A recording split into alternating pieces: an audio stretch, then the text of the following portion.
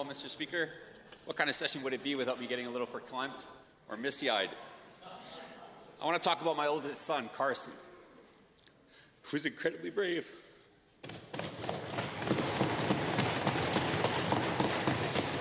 He's one of the strongest people that I know.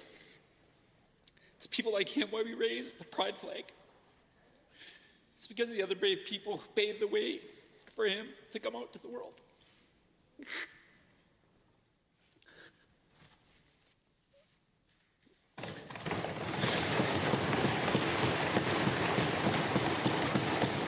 Because of him and those other brave people, they changed me. They inspired people like me to show us that God created us in His image, and He doesn't make mistakes.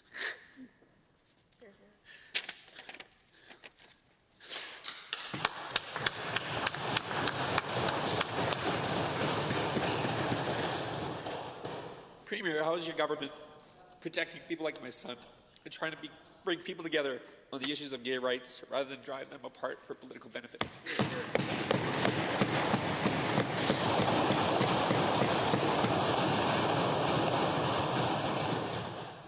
Thank you, Mr. Speaker, and to the member.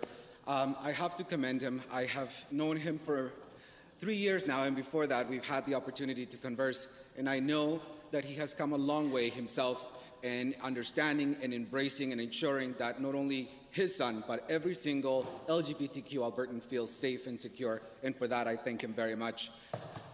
I will say to the member that the members on this side of the House have always and will always continue to fight for every single LGBTQ Albertan and ensure that their rights are never taken away from them, despite what the others would like to see. First supplemental. Mr. Speaker, as a family of faith, we raise our kids not to subscribe to organized religion, but to find their faith in Christ and develop a relationship with Him that's not based on tradition or boundaries. We taught our kids to love one another. I want to thank those in the Government Caucus, the United Conservative Caucus, my independent friends in the Alberta Party Caucus that have supported my son and my family. And those in this House that aren't there yet, I hope that you get there. Like I said, I taught my kids to love one another. Premier, what is your government doing to bridge the political divide so that gay rights can flourish across the political spectrum?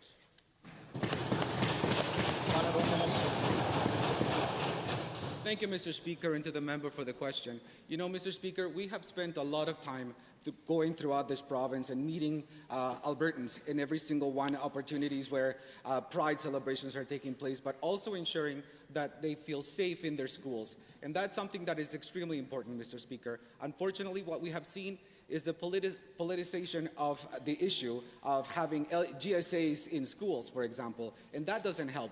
Mr. Speaker, we will not stand for that. What we will do is ensure that every single student in this province can feel safe when they go to school. And we're going to make sure that any type of dialogue is... Thank you, Honourable Minister.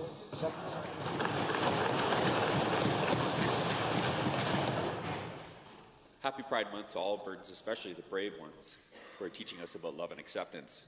To my precious son, Carson, my wife, Michelle, my son, Thane, who loves and defends his brother. To all proud families. How does this government support families that are out and ones that just need a little help getting there?